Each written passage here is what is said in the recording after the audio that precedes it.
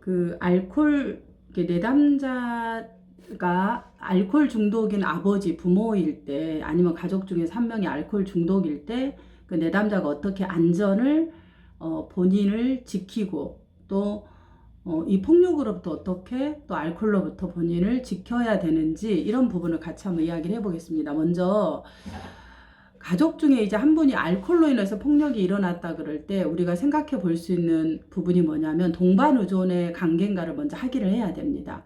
동반 의존이라는 게 뭐냐면 대부분 알코올 중독 가족에서 나타나는 부분인데, 그러니까 알코올 중독으로 인해서 나타나는 그런 어려움들이 관계에서도 동일하게 나타난다는 거예요. 제일 중요한 것은 그래서 이제 코디펜던스라고 하는데, 알코올 중독자 가족들을 살펴보니까 단순히 그냥 이 중독뿐만 아니라 이게 부모의 알코올 중독이 나타나는 그것뿐만 아니라 그 사람들 사이에서도 되게 이제 뭐라 그럴까 이 공동 의존적인 그런 관계 형태가 나타나더라. 그래서 그 가족들이 과도하게 실제로 도움을 주고 또 자기 스스로를 돌보지 못하고 있는 그런 어떤 그 상태, 그런 부분들이 이제 공동 의존이라고 합니다. 그래서 이제 그런 부분이 있나를 확인하는 것이 필요할 것 같아요. 첫째는 그런 부모가 이제 알코올 중독으로 인해서 그 폭력을 행하는 가해자가 본인이 하고 있는 이 알코올 중독의 위험성, 단순히 술을 먹는 게 아니라 그로 인해서 자기가 통제 불가능한 상태, 통제 불가능한 상태에서 행하는 행동에 대해서 통제를 전혀 스스로 할 수 없는 상태, 그리고 그런 것들을 자기가 인지를 못하는 거죠. 이거 내가 실수한 거야, 내가 잘못 뭐 이런 거야, 괜찮아지겠다라는 그러한 생각을 하고 있다. 그럼 본인이 자기의 문제에 대한 병식이 부족한 거죠. 그러면은 그런 상태에 있다 그러는데 그 기간이 되게 오래 걸렸어요. 10년이나 뭐 20년이나. 그런데 가족들이 그 부분을 그렇게 크게 심각하게 받아들이지 않는 거예요. 그러면 이제 이런 알코올 중독 상태에서 일어날 수 있는 폭력을 통제할 수 없다라는 거죠. 그래서 뭐 포크레인으로 뭐 당연히 우리가 상식적으로 생각하면 이렇게 안 할 거라고 생각하지만 차를 부셔버린다든가 뭐 사람이 맞고 있는데 그게 통제가 불능하다 그러면 심각한 상태라는 거죠.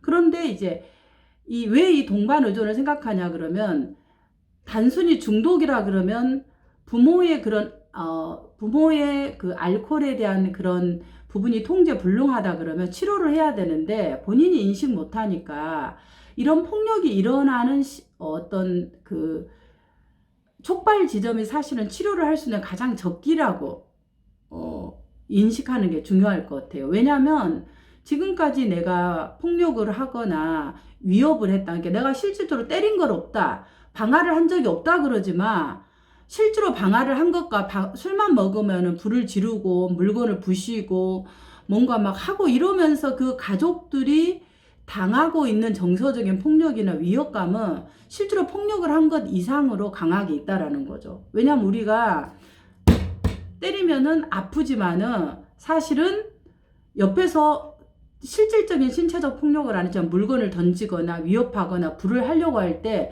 술만 먹으면 또 언제 저런 일이 일어날지 모른다라는 불안감들이 사실은 더 힘들게 하는 거예요.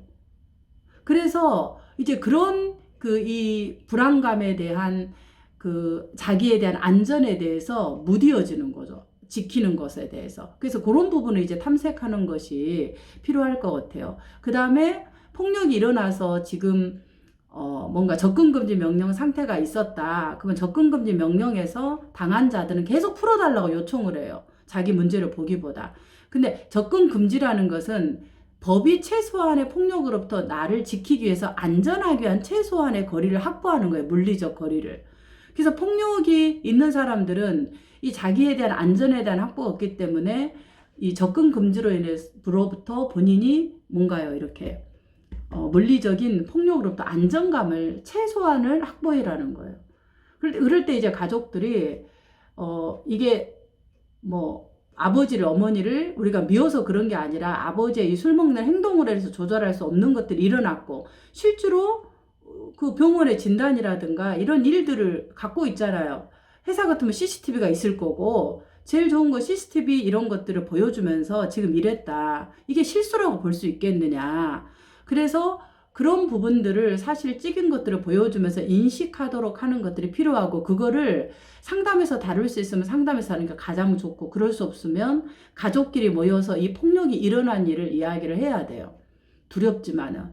왜냐면 이걸 덮어버리니까 폭력이 지속적으로 일어나는 거예요. 그리고 이제 이 가족들의 마음에 동반 의존된 가족들은 우리가 적어도 그래도 아버지 때문에 어머니 때문에 먹고 살았는데 그리고 내가 경제를 유지하고 있는데 이렇게 안 풀어주는 것이 우리가 맞나 이런 죄책감의 마음들을 가지면서 자기의 안전, 자기의 정서적 욕구, 기본적인 욕구를 들여다보기보다 상대 아버지가 지금 뭐 괜찮을까 저렇게 뭐 바깥에서 혼자 있는데 괜찮을까 혹은 들어오면은 또 다 쓴 2차 보복들 갈등이 두려워서 이 부분을 어떻게 해야 될지 모른다는 거예요. 근데 명확한 거는 이런 폭력으로부터 안전해야 된다. 그래서 그런 인식이 이제 없으니까 이 상담 과정에서는 이러한 자신의 그러한 그 정서적인 안정감, 폭력으로부터 안전을 확보하는 것이 중요하다.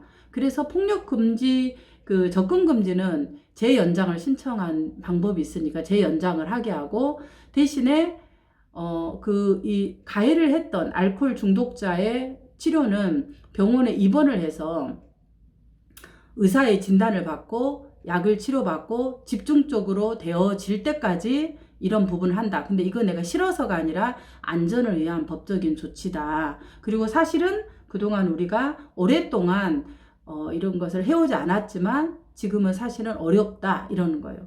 여기서 이제 고민이 되는 지점은 경제적으로 서로가 또 동반 의존이 된 상태가 있어요. 경제적인 것도 분리가 안 되고 정서적으로도 분리가 안 되고 물리적으로도 분리가 안 된 세 개가 같이 이렇게 알코올 중독자의 가족들을 함께 되어 있다 그러면 그러지 않아도 사실은 힘든데 가족끼리 사실 우리가 살아도 정서적으로 엉키고 이러는데 이런 이제 알코올 중독으로 인하면은 중독자 가족들은 굉장히 동반 의존된 관계가 나타나기 때문에 정서적으로 분리하기가 어려워요.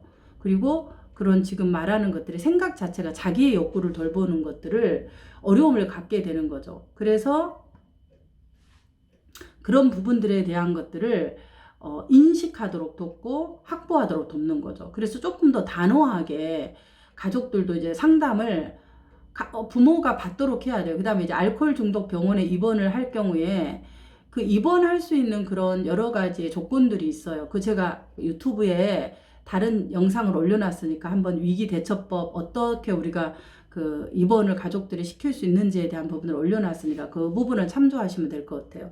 그래서 그렇게 사실은 하는 것이 가장 이제 안전하게 이 지금 뭐라 그럴까 관계를 유지할 수 있는 부분이라고 생각합니다. 그리고 만약에 이제 경제적으로도 같이 의존된 상태에서 있다 그러면 이거는 뭐 갈등은 불가피할 수밖에 일어날 수 없어요. 그래서 지금 내가 있는 가족 경영에서 이제 얻을 수 있는 장점이라는 게 자유로움이지 시간. 그 다음에 경제적인 부분에 대해서 뭐 그럴 수 없다는 게 그런 자유로움이 주는 이점도 있지만 내가 이 부분들을 함으로써 내가 얻을 수 있는 그러니까 부모의 그런 폭력 이게 알코올이라는 게 금방 치료되지 않잖아요. 죽을 때까지 일어나는 거예요. 정말 치료를 집중적으로 하지 않으면은. 그러니까 아주 단호하게 같이 일을 한다 그러면 만약에 같이 일을 해야 된다는 상황이라면 그러면 이 경영에서 부모님은 손을 떼고 아니면 그냥 고문으로만 있고 실질적으로 회사 자체에 나오지 않도록 그 다음에 이런 부분의 치료를 집중적으로 받는다라는 조건으로 그렇게 일을 한다든가 그렇게 안 하면은 그냥 이것은 부모가 알아서 경영하는 거고 나는 분리되어서 나와서 해야 되는 거예요. 더구나 결혼까지 했다면 더더욱 그런 거죠. 그런 상황이 이 폭력이 일어난 상황에서 조건이 되어지지 않으면 이게 폭력의 악순환이 단순히 물리적인 폭력뿐만 아니라 술을 먹을 때마다 지속적으로 일어나는 거예요. 그리고 그런 불안들을 가져가는 거죠. 근데 이제 이런 공동 의존에 대한 상태가 한 세대에서 끝나는 게 아니라 다세대 대물림이 되어지는 거죠.